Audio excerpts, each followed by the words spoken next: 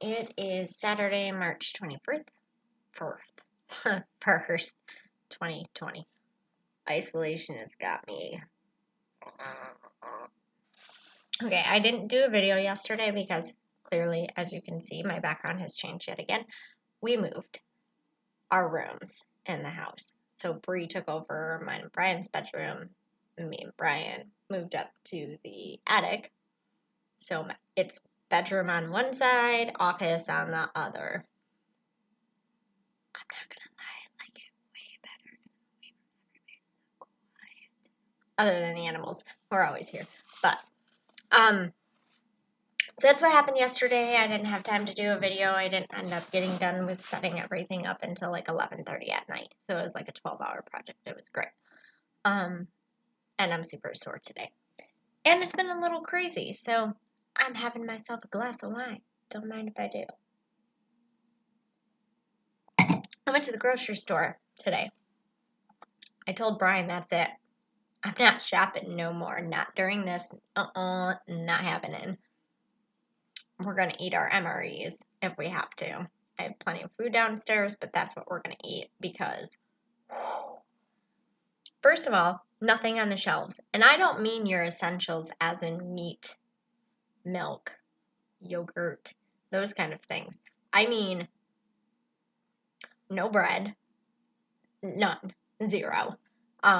No, like normal meat that I would buy, there was a ton of hamburger and pork chops, but normally I buy like chicken tenders because they're smaller and I get like 3 packs of them at a time so I can make a whole bunch of them because there's not as much meat and I'm not a really big fan of the breast and neither are a lot of people in my family. So I get the chicken tenders to cook. No chicken tenders. All you can buy is huge things of chicken and then I would have to cut it up and I'm like, ain't nobody got time for that. I don't have time for that. So I mean, I could if I had to, but I'm like, all right, I'll just do something else. We ended up having breakfast for dinner tonight. But, so I'm at the grocery store.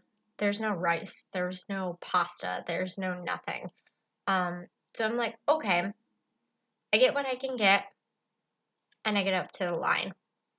I go to start setting my stuff on the belt, and the lady freaks out on me and tells me that I'm standing too close to the people in front of me and I can't stand that close. And I looked right at her and I go, well, maybe instead of yelling at people, you should put up signs because there's no signs anywhere saying that we have to stand so far apart from people in the grocery line because clearly that's a new thing. So it's okay to stand 6 feet behind somebody who's in ahead of you, putting their groceries on the belt or has their groceries on the belt and is checking out, but then everybody that's behind you, who's standing 6 feet behind the person in front of you, is all crowded together. Makes a whole lot of sense. Let's totally do that. Clearly, you can see I'm irritated. Apparently, that's a thing on Wegmans now. They put red tape down and you can't cross the red tape. Well, what about the 50 people that are standing behind the person behind the red tape, coughing and hacking all over each other? Whatever.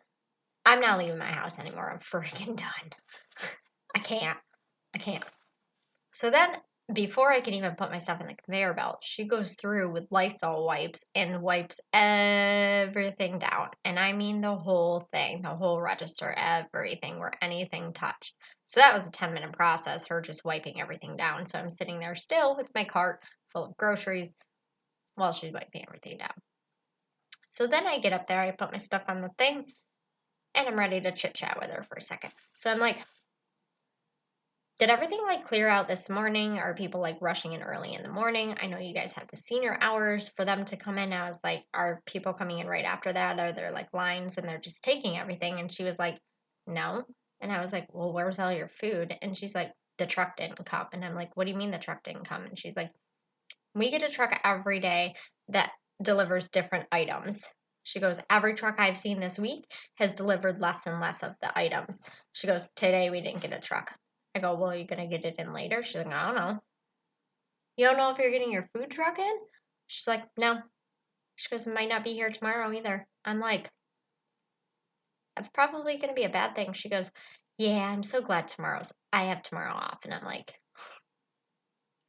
okay. I go, do you realize the panic that's going to happen when people go into the grocery store tomorrow morning? There's nothing stocked on the shelves for them to panic buy. She's like, yeah, I know. It's getting ridiculous. I'm like, yeah, I'm not coming back again.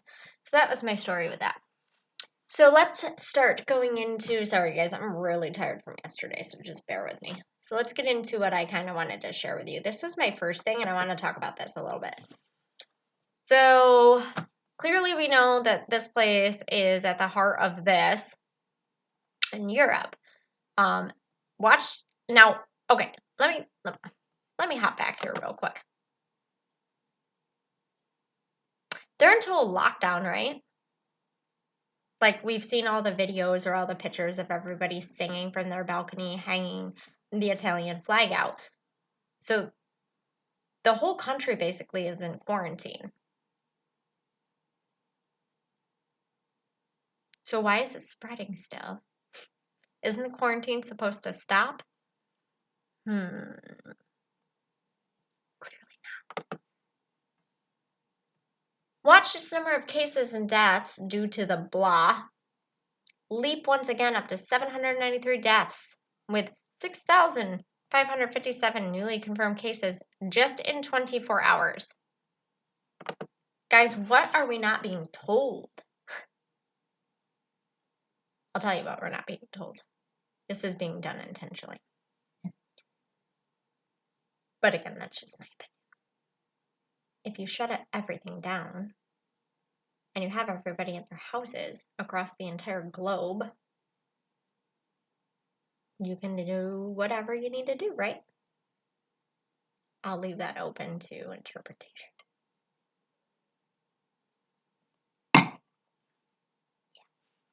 Let's move on to the next one, shall we? This one I thought was super fun. Let me scroll this up a little bit for you to read. The LA Department of Public Health on Thursday had a shortage of tests, tons of patients. So the department decided that they were going to shift its strategy of case containment to slowing disease transmission and averting excess morbidity and mortality. Doctors should test symptomatic patients only when a diagnostic result will change clinical management or inform public health response.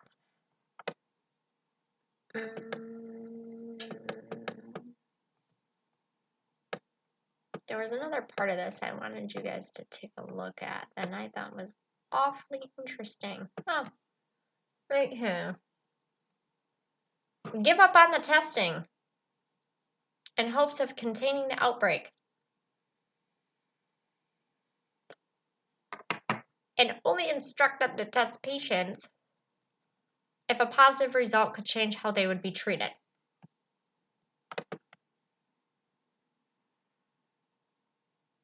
Let me think.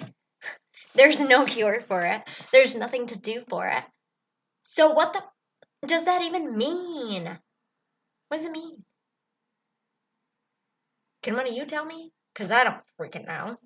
That makes absolutely no sense to me. Yes, let's stop testing people in hopes that it's just going to go away on its own. Or only test those that we think that we can help. By what? Help by what? Change how they would be treated. You mean you're only going to test the people that are going to be put on a ventilator and sent to the ICU for observation who then later pass away?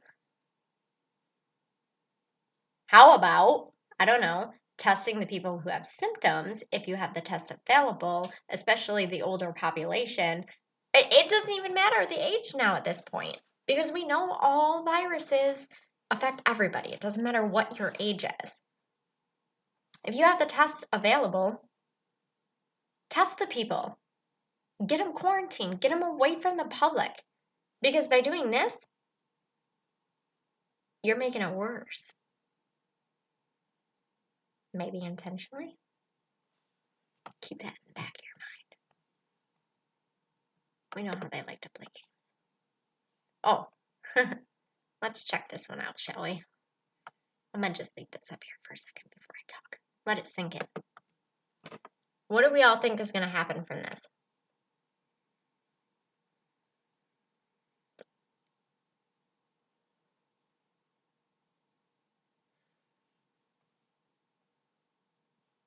Called on the rest of the world to act and hold the communist government accountable.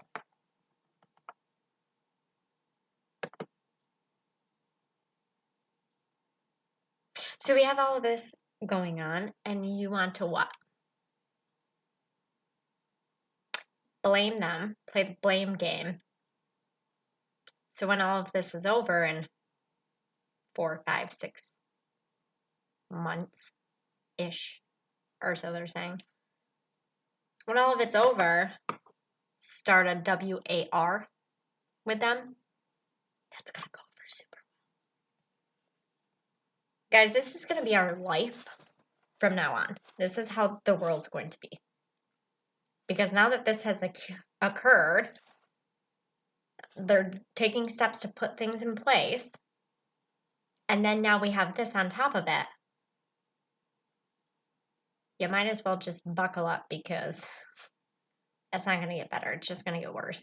And then when it gets worse, it's going to stay like that. Because we're going to go to WAR over this.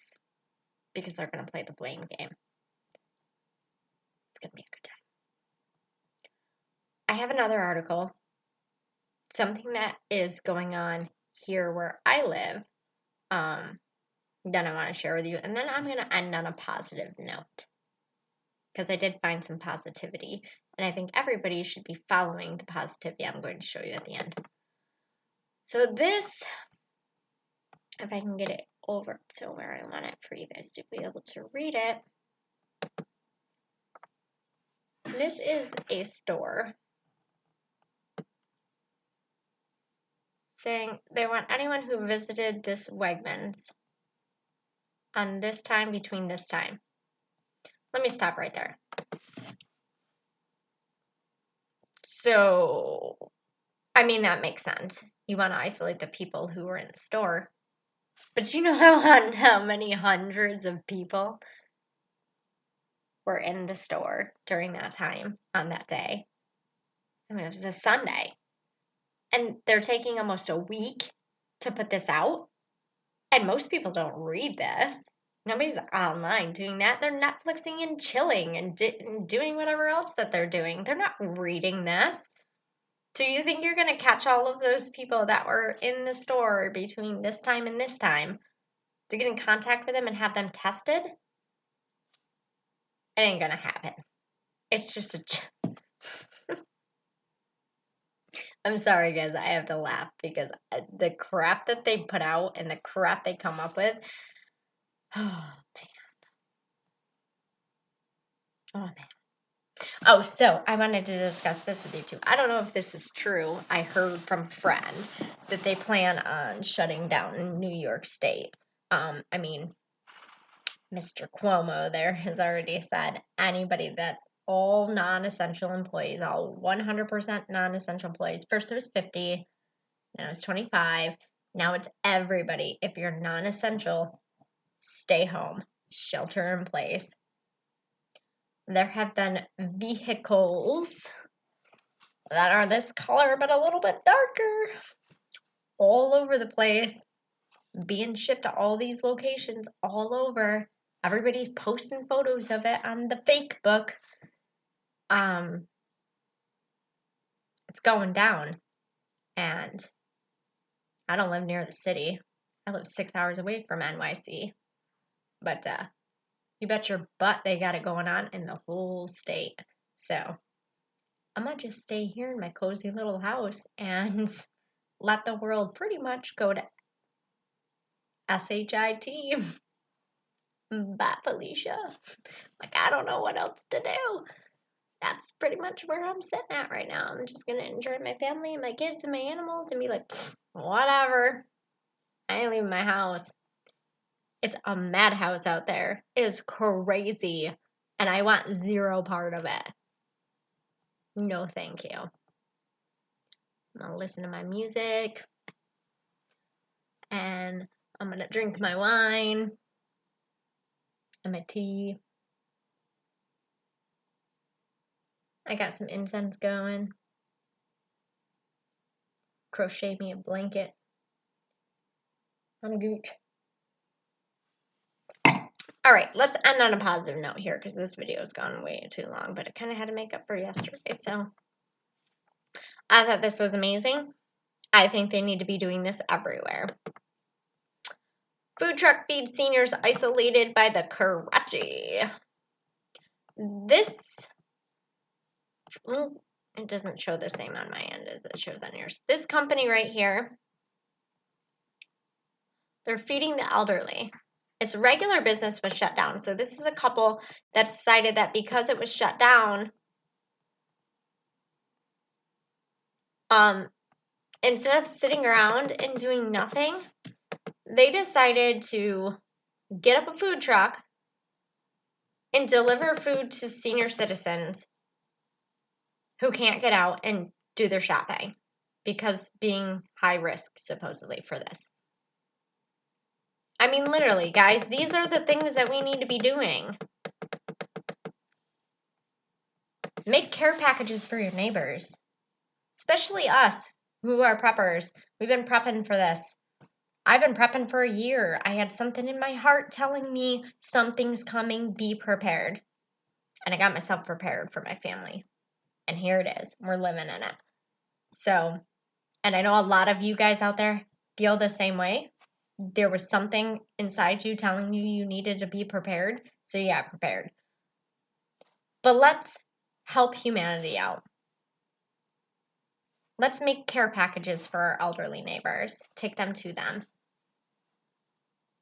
Make something nice in there for them. Something to make them, smile and not feel so lonely, because that population feels lonely as it is. If you're not living in, a senior citizen home or like a little park that they have where they have like a community center and stuff, if they're not living in those areas, they're already feeling isolated, especially ones whose family members don't visit them. So put a smile on their face and do something for them.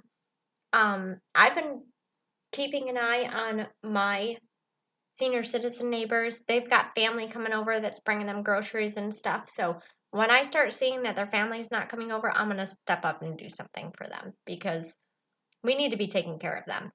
They're the reason why we're here in the first place. If it wasn't for them, none of us would even be here. And they are wise beyond their years. They know what's up and they know what's going on. So we need to be taking care of them and paying attention to them because they know they're crap. And maybe learn some skills from them. They didn't have all of this stuff that we have. They know how to do a lot of things that many younger individuals, even people in their 40s and 50s, don't know how to do. So I think that's important. That's, the note I wanted to end on. As always, guys, everything happens for a reason. If you're having a good day or a bad day, stick with it. It's going to be okay. We're going to get through everything. We just need to be paying attention, be vigilant, keep our eyes wide open, and do good for humanity. Don't be a disappointment. Be a positive influence on humanity, because this is going down in the history books for a long time. So that's all I got for you guys, and I'll catch you on the flip side.